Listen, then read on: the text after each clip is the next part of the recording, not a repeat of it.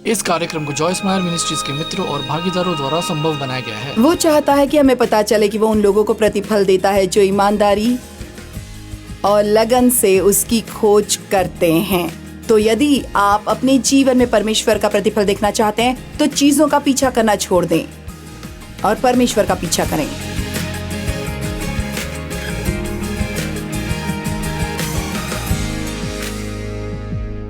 ठीक है, हम एक वचन इब्रानियों 16:6 पर कड़ी मेहनत कर रहे हैं। विश्वास के बिना परमेश्वर को प्रसन्न करना और उसके प्रति संतुष्ट रहना असंभव है। तो परमेश्वर किस चीज से प्रसन्न होते हैं? हम सदैव परमेश्वर को प्रसन्न करना चाहते हैं। हम विश्वास करना चाहते हैं कि वो हमसे प्रसन्न हैं और हम अपने सभी अलग अलग शारीरिक कार्यों से गुजरते हुए अपने कामों से परमेश्वर को खुश करने की कोशिश करते हैं इत्यादि। लेकिन वास्तव में वो जो चाहता है वो यह है कि हम उस पर विश्वास करें। सच तो यह है कि यहाँ वास्तव में 4 चीजें हैं जो हमें बताती हैं कि वो क्या चाहता है। वो हमारा विश्वास चाहता है। वो चाहता है कि हम विश्वास करें कि वो अस्तित्व में है, कि वो है। हम जहां भी जाते हैं परमेश्वर हैं। वो हमेशा हमें अपनी उपस्थिति का एहसास क्यों नहीं होने देता, क्योंकि अगर उसने ऐसा किया तो हम अपने विश्वास की बजाय अपनी भावनाओं पर भरोसा करना शुरू कर देंगे। और कई बार परमेश्वर हमें ये महसूस नहीं होने देते कि वो वहां हैं। वो हमें कुछ भी देखने नहीं देंगे जो वो कर रहे हैं, क्योंकि वो चाहते हैं कि हमें विश्वास हो। विश्वास बहुत महत्वपूर्ण है। विश्वास उन चीजों का प्रमाण है जिनकी आशा की जाती है, उन चीजों का प्रमाण है जिन्हें देखा नहीं गया है। जिस चीज के प्रति हमारा विश्वास है वो हम नहीं देखते, लेकिन विश्वास देखने की जगह ले लेता है और हम इसे देखते हैं, लेकिन हम इसे आत्मा में देखते हैं। हम इसे प्राकृतिक रूप में नहीं बल्कि आत्मा में देखते हैं। देखिए, ऐसी कुछ बातें हैं जो मैं आपको बता रही हूँ कि मैंने यीशु को कभी नहीं देखा है, लेकिन मैंने खाली कब्र नहीं देखी, लेकिन मैं जानती हूँ कि यीशु उस क्रूस पर मरे थे और वो मृत्यु उन्हें रोक नहीं सकी कि वो उस कब्र से बाहर आ जाए। मैं पूरे दिल से इस पर विश्वास करती हूँ। सच तो यह है कि आपको एहसास है कि हम अपना पूरा जीवन किसी ऐसी चीज पर आधारित कर रहे हैं जिसे हमने कभी नहीं देखा है। और मैं कभी कभी उन लोगों के बारे में सोचती हूँ जो विश्वास नहीं करते हैं, और वे सोच सकते हैं कि आप किसी ऐसी चीज पर विश्वास करने के लिए मूर्ख हैं जिसे आप देख नहीं सकते। लेकिन यहाँ बात यह है कि मैं यहाँ आई हूँ। यदि संयोग से मैं गलत थी तो कम से कम मैंने कुछ भी नहीं खोया। मैं अभी भी एक अच्छा जीवन जी रही हूँ, लेकिन अगर वो गलत है तो वो बड़ी मुसीबत में है। तो मुझे लगता है कि अगर मुझे एक या दूसरे रास्ते पर जाना होता तो मैं ये मानकर चलती कि ये सच है। तो बहुत सी चीजें आप समझ रहे हैं जो मैं नहीं जानती। ऐसी बहुत सी चीजें हैं जिन्हें हम नहीं समझते, लेकिन फिर भी हम उन पर विश्वास करते हैं। और फिर भी ऐसा लगता है कि परमेश्वर के साथ हम हमेशा कुछ समझना चाहते हैं। हम चाहते हैं कि परमेश्वर हमें हर चीज का स्पष्टीकरण दे। इसका कोई मतलब नहीं बनता। खैर, आप जानते हैं मैं गुरुत्वाकर्षण को नहीं समझती, लेकिन मैं अभी उसका आनंद ले रही हूँ। मैं बिजली को नहीं समझती और ये नहीं जानती कि ये कैसे काम करती है, लेकिन जब घर में बिजली बंद हो जाती है तो मुझे अपनी बिजली की याद आती है। और इसलिए ये आश्चर्यजनक है कि हम कितनी ऐसी चीजों पर विश्वास करते हैं जिन्हें हमने देखा नहीं और जिन्हें हम समझते नहीं हैं। लेकिन जब परमेश्वर की बात आती है तो कभी कभी हमारे दिमाग में ये ख्याल आता है कि हम सब कुछ समझना चाहते हैं। और मैं जानती हूँ कि आपके जीवन में कुछ ऐसी चीजें हो सकती हैं जो पहले भी हो चुकी हैं या भविष्य में भी होंगी, जिन्हें आप नहीं समझते। और मैं बस आपको बताना चाहूंगी, मेरा मानना है कि शांति में रहने के रहस्यों में से एक यह है कि इतने सारे प्रश्न न पूछे। आमीन। क्यों परमेश्वर, क्यों? कब परमेश्वर कब? खैर, उचित समय में वो क्या है हम नहीं जानते कि वो क्या है। नियत समय पर वो कब है मुझे नहीं पता, वो कब है ये हम कभी नहीं जान पाएंगे। ऐसा लग रहा है कि जब मैं सेवकाई करके अपने अपने सपने को पूरा करने का इंतजार कर रही थी तो मुझे हमेशा किसी से ये वचन मिलता था, हम भले काम करने में साहस न छोड़ें, क्योंकि यदि हम ढीले न हो तो ठीक समय पर कटनी काटेंगे। और ये मुझे उत्साहित करता है और थोड़ी देर के लिए आराम देता है। और फिर एक दिन मुझे एहसास हुआ कि मैं अभी भी कुछ नहीं जानती। मुझे नहीं पता था कि सही समय, आप समझ रहे हैं कि सही समय क्या है। उचित समय वो है जब परमेश्वर जानता है कि आप तैयार हैं, न कि जब आप सोचते हैं कि आप तैयार हैं, तब नहीं जब आप सोचते हैं, बल्कि जब परमेश्वर जानता है कि आप तैयार हैं। और नियत समय पर, उचित समय पर परमेश्वर आपके लिए आएंगे और संभावना यह है कि वो आपके विश्वास से भी कुछ बेहतर करेंगे, जरूर करेंगे। आमीन।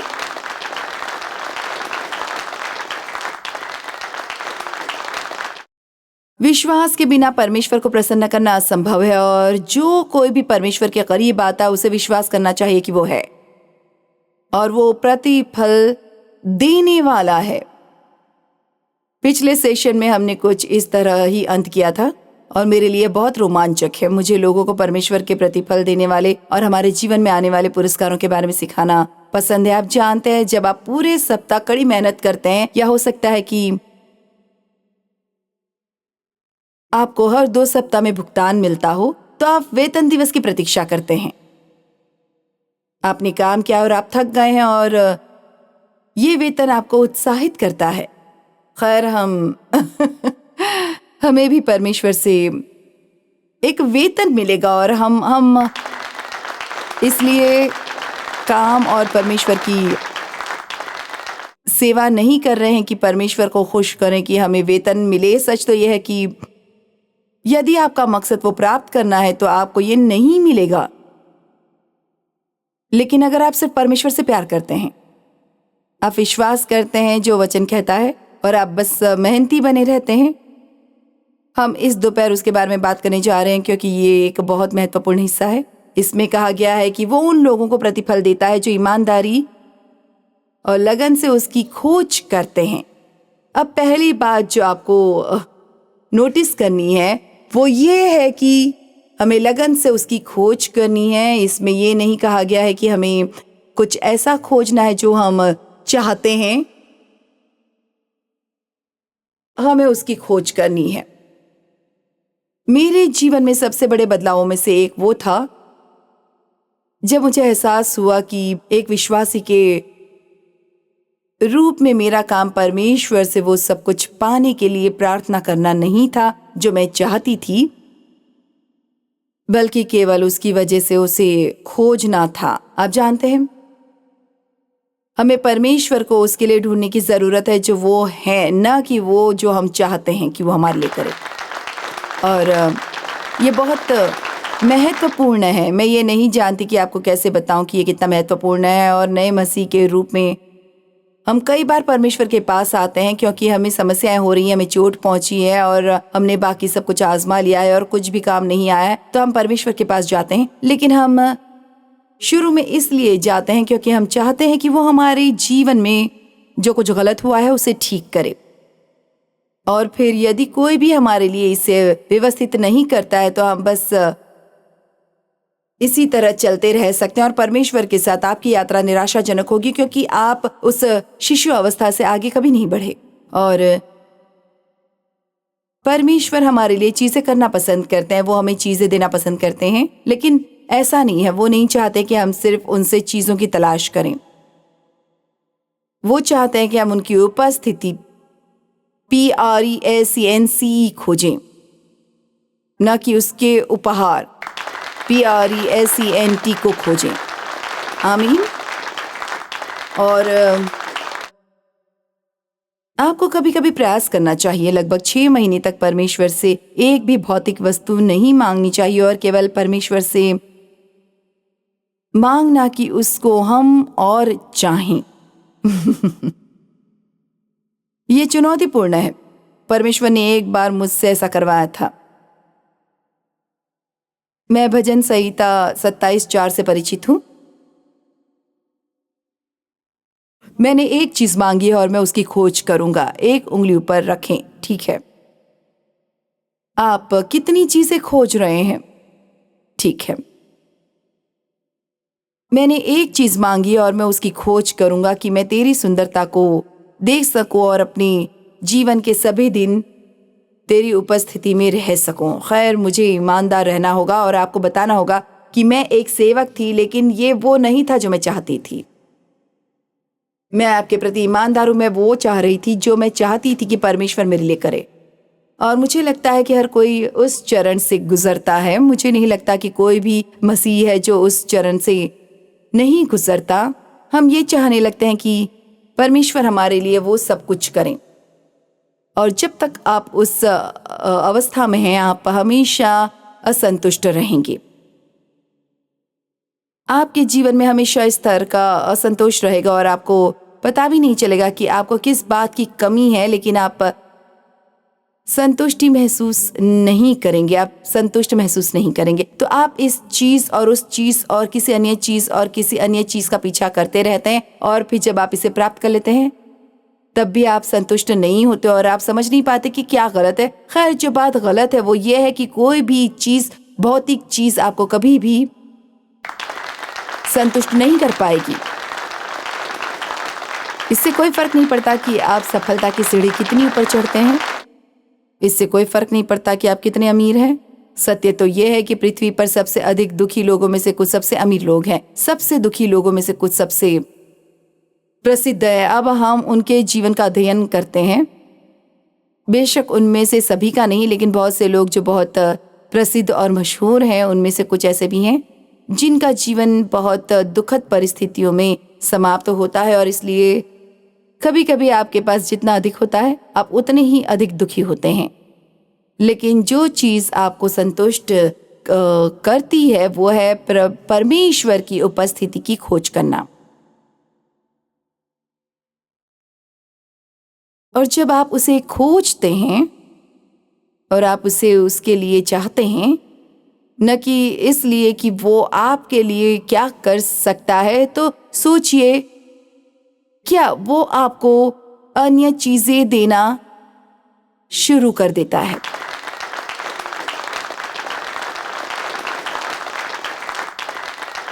मत्ती 6:33 कहता है, पहले स्वर्ग के राज्य की तलाश करो और सभी अन्य चीजें तुम्हें मिल जाएंगी। परमेश्वर की तलाश करो और वो जो कुछ भी आपके लिए सही समझेगा वो जोड़ देगा, यदि हम उसे पूरे हृदय से खोजें। तो वो हमें चीजें देगा, लेकिन हम चीजों का पीछा करते हैं और अंत में हमें वे चीजें या परमेश्वर से रिश्ता नहीं मिलता जो हम चाहते हैं। और मैं ये नहीं कह रही हूं कि यह आपको स्वर्ग से दूर रखेगा, बल्कि मैं ये कह रही हूं कि ये आपको दुखी रखेगा। अब वास्तव में कभी भी देखिए, संतुष्ट नहीं रहेंगे। तिमुथियुस ने कहा, पर संतोष सहित भक्ति बड़ी लाभ है। और प्रेरित पौलुस ने कहा, मैंने संतुष्ट रहना सीख लिया है। और मैं हमेशा इस तथ्य से धन्य हूं कि वो कहता है कि उसने ऐसा सीखा। और मुझे लगता है कि हम सभी को इसे सीखना होगा। उसने कहा, मैंने सीख लिया है कि संतुष्ट कैसे रहना है, चाहे मैं निराश हूं और मेरे पास बहुत कुछ नहीं है, या चाहे मेरे पास बहुतायत में है और मेरे पास बहुत कुछ है। मैंने संतुष्ट रहना सीख लिया है। और मुझे लगता है कि हम सभी को ये सबक सीखना होगा कि हमारी खुशी चीजों में नहीं है, ये परमेश्वर के साथ घनिष्ठ करीबी संबंध है। और इसलिए मेरे जीवन में उस समय पर जब परमेश्वर मुझे सही दिशा में मोड़ने और इसे सीधा करने की कोशिश कर रहे थे, उन्होंने मुझसे कहा कि वो नहीं चाहते कि मैं किसी भी चीज के लिए प्रार्थना करूं जब तक कि वो मुझे अनुमति न दे, सिवाय इसके कि उनको और चाहूं वो। खैर, आप जानते हैं, मैं भूल जाती हूँ और मैं प्रार्थना करना शुरू करती हूँ और मैं परमेश्वर से कुछ मांगना शुरू करती हूँ और फिर मैं ऐसा कहती, ओ ठीक है, कोई बात नहीं परमेश्वर, मुझे बस आपकी और अधिक आवश्यकता है। आप में से कितने लोग सहमत है वास्तव में? हमें यही कहना चाहिए, क्योंकि आप देखते हैं इससे कोई फर्क नहीं पड़ता कि आपके पास किस प्रकार की समस्या है। यदि आपके जीवन में परमेश्वर की पर्याप्त उपस्थिति है तो वो समस्या आप पर रत्ती भर भी फर्क नहीं डालेगी। और इसलिए आप जानते हैं, यदि आप अकेले हैं और आप शादी करना चाहते हैं और शादी करना चाहते हैं और शादी करना चाहते हैं और आप हर समय बस यही प्रार्थना करते हैं, तो मैं आपको बता दूं, इससे रोक दें। यदि आप चाहें तो आप एक आखिरी प्रार्थना कर सकते हैं और कह सकते हैं, परमेश्वर मैं आपसे आखिरी बार प्रार्थना कर रहा हूं और मैं आपसे दोबारा कभी नहीं मांगूंगी। यदि आप चाहते हैं कि मैं शादी कर लूं तो आप मुझे एक व्यक्ति दें। यदि आप ऐसा नहीं करोगे तो मैं आपके साथ खुश हूं। आमीन। या जो भी मामला हो सकता है कि आप अपनी नौकरी में कुछ निश्चित पद चाहते हो, आप उन कार्यालयों में से एक चाहते हैं जिसके दरवाजे पर आपका नाम हो और वो आपके डेस्क पर पट्टी का प्राइवेट पार्किंग स्थान हो जिसके बाहर आपका नाम हो। हम सोचते हैं ये सभी चीजें हमें खुश करेंगे और हमें महत्वपूर्ण महसूस करवाएंगी, लेकिन वास्तव में जब आप इसे प्राप्त कर लेते हैं तब भी वहां एक असंतोष होता है और हम आश्चर्य करते हैं, दुनिया में क्या गलत है? क्या मैं जिस बार में बात कर रही हूँ उससे कोई गुजरा है? जैसे आप जानते हैं, मैं आश्चर्य करती थी मेरी समस्या क्या है। मेरा मतलब है मेरे पास एक अच्छा पति है, मेरे पास अच्छे बच्चे हैं, हमें पैसों की कोई दिक्कत नहीं है, मुझे एक ऐसी सेविकाएं मिली है जो बढ़ रही है, मैं ना खुश क्यों हूं? खैर, परमेश्वर ने मुझे कुछ बातें बताई। एक ये कि मैं चीजों के पीछे भागती थी, मैं चीजों की तलाश कर रही थी और उससे नहीं। और दूसरा ये था कि परमेश्वर ने मुझसे कहा था कि मैं सिर्फ इसलिए खुश नहीं हूं क्योंकि मैं स्वार्थी हूं। धन्यवाद प्रभु, यही तो मैं सुनने की आशा कर रही थी। लेकिन आप देखते हैं ये एक और चीज है जो आपको बहुत बहुत बहुत बहुत बहुत दुखी कर देगी, बस स्वार्थी होना और हमेशा वही चाहते रहना जो आप चाहते हैं, अन्य लोगों की परवाह न करना। परमेश्वर ने हमें खुद के लिए नहीं बनाया, उन्होंने हमें दूसरों के लिए बनाया है। वो चाहता है कि जो कुछ वो हमें देता है उसे हम अपने माध्यम से अन्य लोगों तक प्रवाहित होने दें। तो वो यहाँ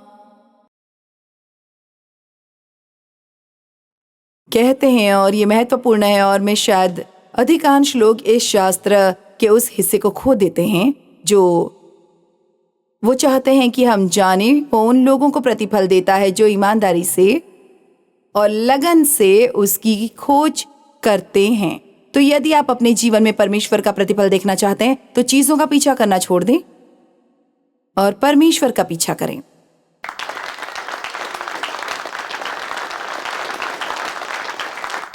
आमीन।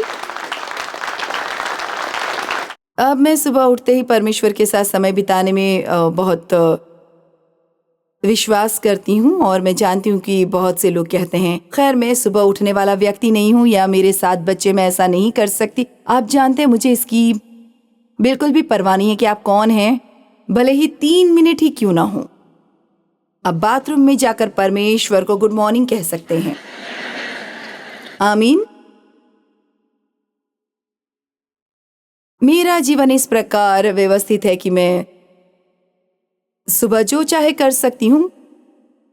कम से कम अधिकांश दिनों में, कभी कभी जब मैं यात्रा कर रही होती हूँ तो मैं उतना समय नहीं बिता पाती जितना मैं चाहती हूँ, लेकिन मैं अपनी सुबह का पहला हिस्सा परमेश्वर की खोज में बिताती हूँ और मेरे लिए इसके अलग अलग मायने हैं। मैं नहीं मेरे पास कोई बड़ी योजना नहीं है। मैं हर दिन बाइबल के इतने सारे अध्याय पढ़ने और इतने लंबे समय तक प्रार्थना करने के बंधन में बंधी हुई नहीं हूँ। मैं बस सुबह में परमेश्वर का आनंद लेती हूँ और मैं उससे बात करती हूँ और मैं अपनी जर्नल में लिखती हूँ और मैं बाइबल में कुछ अध्याय पढ़ती हूँ और कुछ दिन मैं बिल्कुल भी बाइबल नहीं पढ़ती। किसी दिन आप जॉयस मार्क की किताब पढ़ना चाहेंगे, मुझे नहीं पता। और मुझे लगता है कि मुझे जो करना है उसके बारे में मैं अपने ऊपर जितना कम नियम बनाती हूँ, मैं उस समय का उतना ही अधिक आनंद लेती हूँ। देखिए, कई बार आपको अपने लिए बहुत सारे नियम और विनियम बनाने होते हैं इस बारे में कि आप क्या सोचते हैं कि आपको परमेश्वर के साथ समय बिताने में क्या करना है, और इसलिए कि ये एक बोझ बन जाता है और आप इसका कम और कम आनंद लेते हैं। इससे कोई फर्क नहीं पड़ता। कुछ सुबह आप बस वहां बैठे और खिड़की से बाहर देखकर और बस प्रभु को 25 बार कह रहे हैं कि आप उससे प्यार करते हैं, बस आराम से बैठे हुए। हे परमेश्वर, आप मुझसे क्या करवाना चाहते हैं, आप मुझसे क्या करवाना चाहते हैं, बस परमेश्वर का आनंद ले। और वो हमें इसे लगन से करने के लिए कहते हैं, परिश्रम पूर्वक। वो परिश्रम पूर्वक एक महत्वपूर्ण शब्द है और ये परमेश्वर के वचन में कई वादों से जुड़ा हुआ है।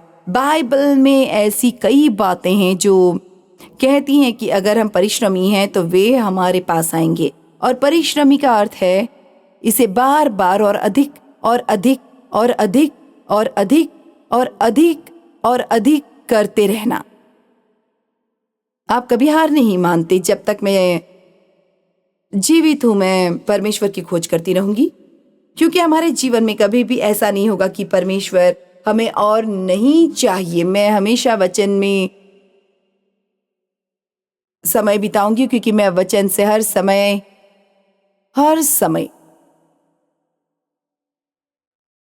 नई चीजें सीखती हूँ। परिश्रम हमारे आर्थिक को प्रभावित करता है। बाइबल में इस बारे में कहने के लिए बहुत सी बातें हैं कि परिश्रम हमारे आर्थिक को कैसे प्रभावित करता है। और सबसे पहले मैं आपको बता दूं कि परिश्रमी शब्द का मतलब क्या है, क्योंकि हो सकता है कि आपको ये पसंद न हो। इसका अर्थ है व्यवसाय में निरंतर इस्तेमाल और जो किया गया है उसे पूरा करने के लिए निरंतर प्रयास या परिश्रम करना।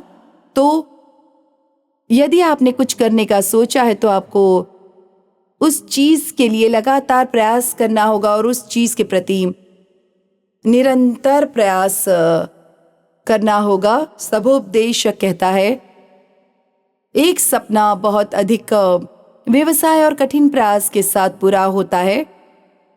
और मैं ये भी नहीं जान पाऊंगी कि आपको कैसे बताऊं कि इन 45 वर्षों में मुझे उस गंदगी से उबरने में क्या लगा। और अब मैं जहां हूं उसके लिए मैंने क्या कुछ किया है। हमारे पास स्वर्गदूत हैं जो संगीत बजा रहे हैं। मेरा मतलब है इतने सालों तक दुर्व्यवहार सहने के बाद और फिर जो पहला व्यक्ति मेरे साथ आया उससे शादी कर रही हूँ, क्योंकि मुझे लगता था कि कोई भी मुझे कभी नहीं चाहेगा। और फिर वो इधर उधर जा रहा है, वो अन्य लोगों अन्य महिलाओं के साथ घूम रहा है। और मेरा मतलब मैं गड़बड़ी में थी। मुझे नहीं पता था कि किसी के साथ रिश्ता कैसे रखते हैं। मुझे नहीं पता था कि किसी भी तरह का प्यार कैसे प्राप्त किया जाता है। मैं वास्तव में ये भी नहीं जानती थी कि ये क्या है। और यहाँ तक कि जब डेव और मेरी शादी हो गई और वो बहुत प्यार करते थे और उन्होंने मुझसे प्यार करने की कोशिश की, लेकिन मुझे नहीं पता था कि प्यार कैसे प्राप्त किया जाए, क्योंकि किसी ने मुझे कभी प्यार का एहसास नहीं कराया। तो फिर परमेश्वर ने मुझे सेवकाई में बुलाया और मैं मेरे जीवन के लिए, मुझे नहीं पता कि वो मेरे साथ क्या चाहता था, क्योंकि मैं निश्चित रूप से एक बड़ी गड़बड़ी में थी। लेकिन मुझे लगता है कि क्योंकि मेरे पास स्वाभाविक परिश्रम है, मैं हमेशा एक मेहनती रही हूँ और मुझे लगता है कि परमेश्वर जानता था कि अगर उसने मुझे कुछ करने के लिए दिया तो मैं उसके पीछे एक कुत्ते की तरह जाऊंगी जिसके पास हड्डी है। और मेरा मतलब है जब परमेश्वर आपको कुछ करने के लिए बुलाता है तो वो आपके अंदर एक अच्छी इच्छा पैदा करता है। आमीन। मैंने बहुत मेहनत की और बहुत सी ऐसी चीजें थीं जो मुझे करने की आवश्यकता नहीं थी, क्योंकि मैं खुद को बदलने की कोशिश कर रही थी और मैं अपनी सेवकाई को बढ़ाने की कोशिश कर रही थी। और मुझे सीखना पड़ा इससे पहले कि मैं उन्हें सिखा सकूं। मुझे ये सभी सीखने पड़ी चीजें और इसमें बहुत मेहनत लगी, हार न मानना और बहुत सी चीजों से गुजरना था। लेकिन अब मेरा मतलब है परमेश्वर के साथ मेरा चलना अब मेरे पूरे जीवन की तुलना में आसान हो गया है, क्योंकि ईमानदारी से कहूँ तो जितना अधिक आप इससे गुजरते हैं ये उतना ही आसान हो जाता है। हो सकता है आप ये ना सोचे, लेकिन ये ऐसा ही है। आप कठिन चीजों से गुजर रहे हैं और आपको लगता है कि वे आपको मार डालेंगे, लेकिन वास्तव में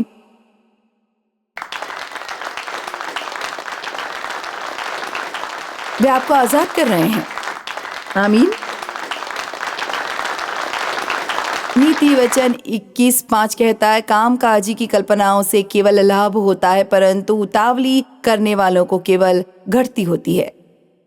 तो हम हर चीज के बारे में जल्दी में हैं और परमेश्वर किसी भी चीज के बारे में जल्दी में नहीं है। हम हमेशा चाहते कि परमेश्वर जल्दी करे। और मैं आपको बस इतना ही बताऊंगी कि अधिकांश हर चीज में जितना आपने सोचा था उससे कहीं अधिक समय लगता है।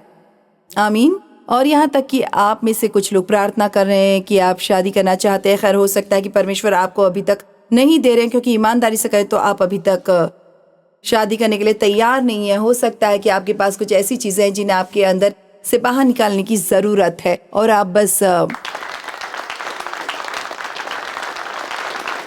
आमीन। जो लोग परेशान हैं वे आमतौर पर दूसरे ऐसे लोगों से शादी करते हैं जो परेशान हैं और फिर वे एक दूसरे को परेशान करते हैं। तो हमें गति धीमी करनी होगी। मैं बस आपको समय से पहले बताने जा रही हूं कि आप जो भी उम्मीद कर रहे हैं कि परमेश्वर आपके लिए एक दिन ऐसा करेंगे, सबसे पहले आपको उसे जानना होगा। उस चीज को भूल जाएं और उसे जानना होगा। और जब सही समय होगा परमेश्वर आपको ये दे देगा, लेकिन इसमें आपकी सोच से अधिक समय लगने वाला है। और यदि आप मेहनती होने के लिए तैयार नहीं है तो आप इसे अभी भूल जाएं।